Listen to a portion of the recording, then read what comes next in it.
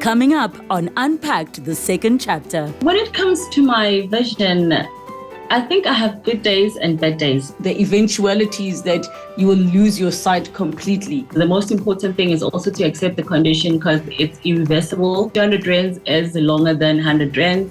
100 rands is longer than 50 rands, just so on and on. I want to complete and finish my studies and have that degree. This might be my last day being able to see color, being able to see a bit of vision.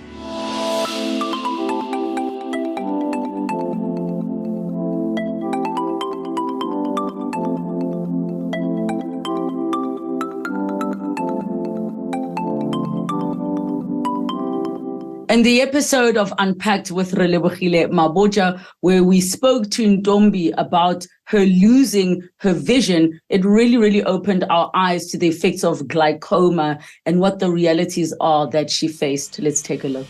I was doing my matric, 17. I couldn't see when I was writing my maths preliminary exam. And it just happened in an instant. It just happened in an instant. I couldn't see at all. I went to a private hospital, Castenhof Hospital, and I was diagnosed immediately by Dr. Pillay. He said, this is really bad. Like, I'm on advanced glaucoma stage. You know, until you have a problem with eyes, that's when you realize that eyes are very important. Everything just turned upside down for me. Going to do little things like shopping, ATM, you need somebody to help you with. Your eyes are like the stumbling block in your life. Like everywhere you go. I went for an interview to be cabin crew for one of the airlines, and I managed to pass all the other interviews, but the medical test, they're like your eyes. That's okay. Would you like a tissue? What would you say, the loss of your eyesight, the glaucoma, has taken away from you? My independence more than anything. I literally can't do anything without having someone else's assistance. Ntombi, thank you so much for joining us on Unpacked, the second chapter. Welcome. Thank you very much, Relebogile, for having me. And how are you doing today? Doing good. Very good, actually. I've been okay. I think I've been doing quite good. Hey? How was the reception to you coming on the show after, it went national and international? It was quite interesting and very amazing because I've met quite a number of people who are suffering from losing their vision as well, and not only with glaucoma but other eye conditions. I've met quite a number of people, and others have came out to say, Guti, I've helped them out in terms of speaking out with my condition and accepting, because the most important thing is also to accept the condition because it's irreversible, and how to navigate your life moving forward. But it was quite amazing. I've had quite a great experience after actually coming to the show. And I'm very happy to hear that. And I'm glad that you were able to reach people that you could connect with. Let's just look at, the last time we saw each other, you really did express that the eventualities that you will lose your sight completely. So if you were to say what percentage of vision you had, 2 years ago when we were shooting the show, what was that percentage compared to where you are now? When it comes to my vision, I think I have good days and bad days, because other days I see much better than other days. I don't know whether it's slowly deteriorating or it's just, I don't know, how can I put it? But other days I can see much better than other days. And I am still taking my drops on my left eye.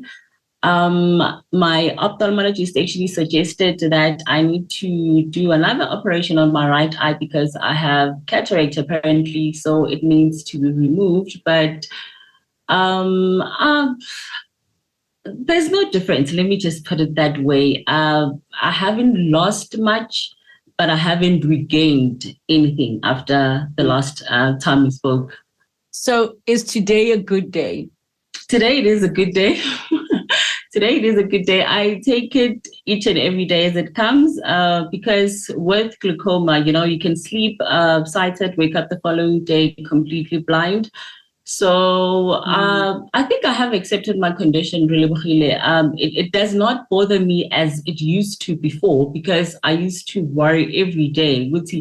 This might be my last day being able to see color, being able to see a bit of vision. But over the years, I think I've learned to live with my condition and not to let it hinder my life and not let it stop how I live my life. It no longer bothers me as much as it used to 10 years ago, 8 years ago. But now I'm just okay. I've learned to be okay with my condition, and it's quite a challenge. I'm not going to say it's easy, but learning to live with the condition has helped me quite a lot, because now it doesn't bother me at all. Can you describe what you can see today? I mean, you are talking to me through a device. Is the device, which is quite close to you, is it fully visible, or is it a little bit blurry?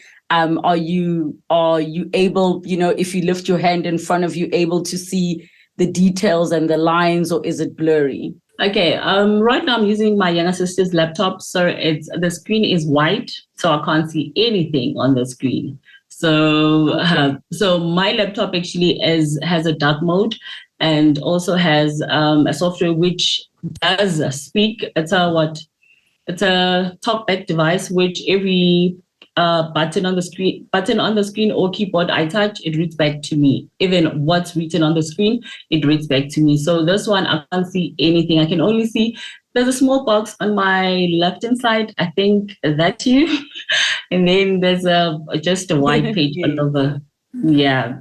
So, and because I'm familiar with this environment, I'm at home, so I know what's where. So I know that I'm sitting on the table, and in front of me there's a big window.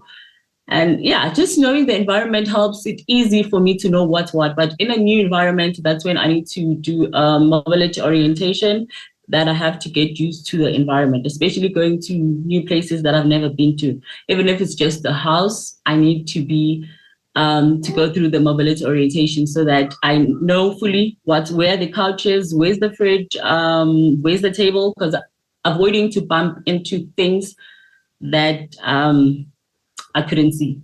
Well, I'm in a light blue top, and I've got coral lips with, I think, a brown liner, and I'm wearing gold earrings that have like the line drawing of a face of a woman.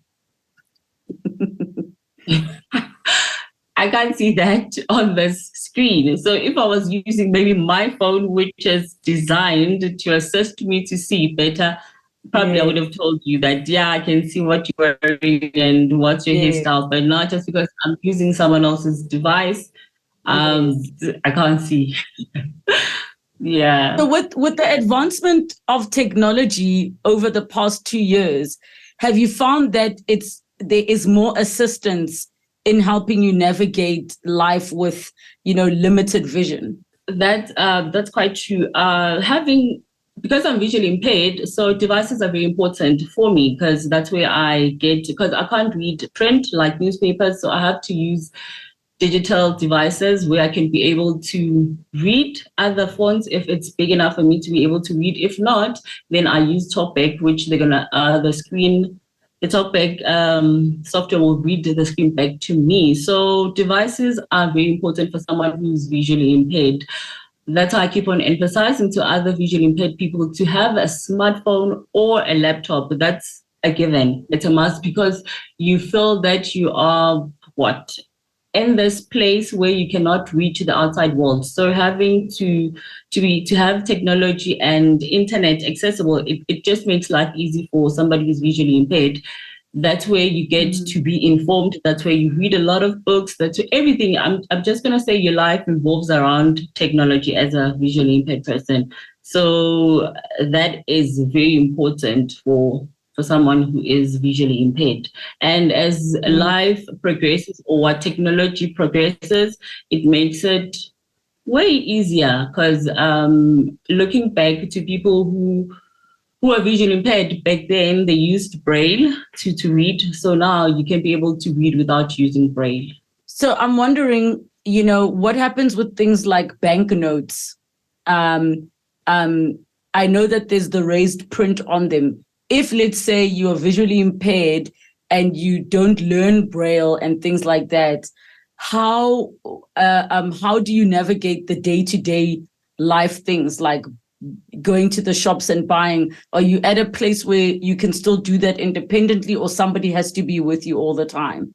It's safer to have someone with you all the time, but you can still be able to do it. With this, I went to, what's this place? The South African Guide Dogs. They gave us devices that you can be able to read notes. It's a money stick. You can be able to differentiate, because money is not the same size. 200 rands is longer than 100 rands.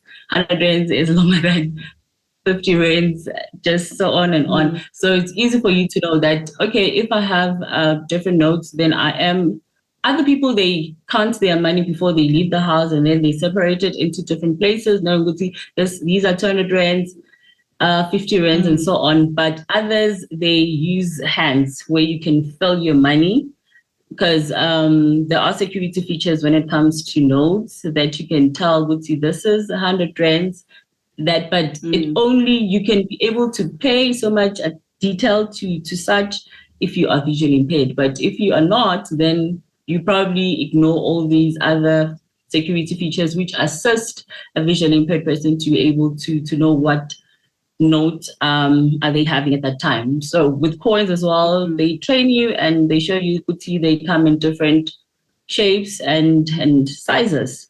So I've met quite a few visually impaired people who are living their life independently with no struggles. Yes, there are challenges, daily challenges, but they've learned how to live as a visually impaired person. I actually heard about these smart glasses. I think Meta was saying that they might be trying to release smart glasses as well. But I heard about smart glasses specifically for those who are visually impaired or blind, where they just have to look at objects and it'll tell you information about it. Have you heard about that? And maybe share with us how you would change your life if you had those smart glasses. I've heard about those. I've actually did research about them a year before last. Surprisingly enough, they are quite expensive. They don't come cheap. So if you are visually impaired, you're unemployed, or you're relying on other people's source of income, because I saw those glasses, they were about 100,000 rands. So wow, you can imagine. But if I'd say they were easily accessible, probably cheaper prices, they would be such a great tool for someone who's visually impaired to have, because they're going to help quite a lot, but they look heavy and they look different. It's not just those normal glasses which look like your eyeglasses. They're metallic, if I may put it that way.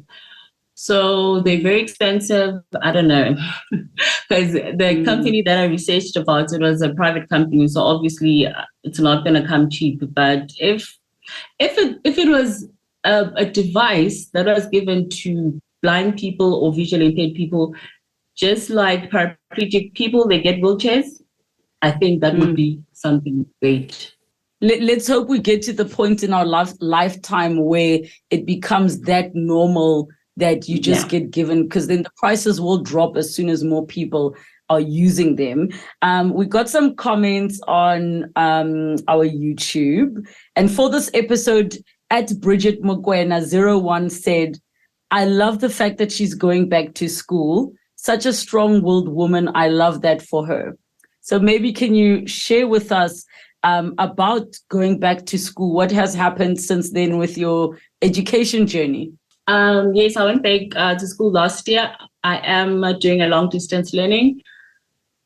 It has been quite good, but obviously there are challenges, because I'm used to studying using my eyes. So now having to rely on talkback full time, it hasn't been easy. That's why I always applaud blind and visually impaired people who have went back to school and completed their studies, because it's not easy, Relebogile. Like, I don't want to lie.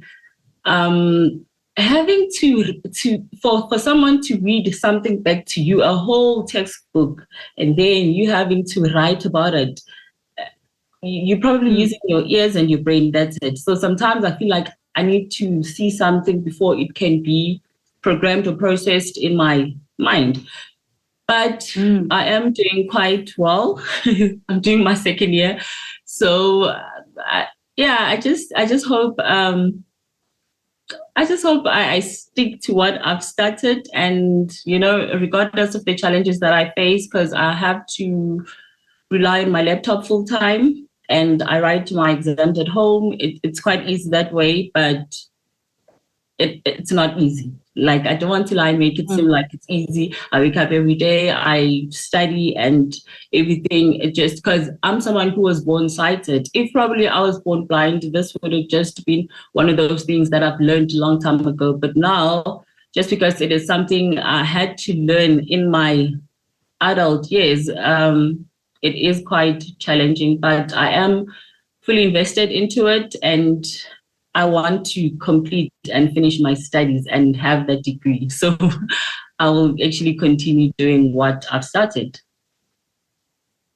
Another questions at Flora Mahanyele says, what is the name of your YouTube channel?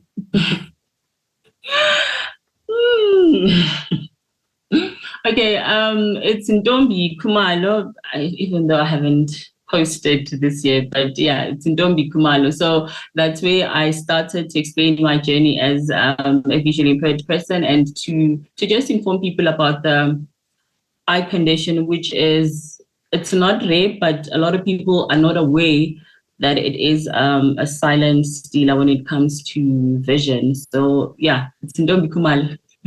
So are you going to be posting? Because, now we want to know.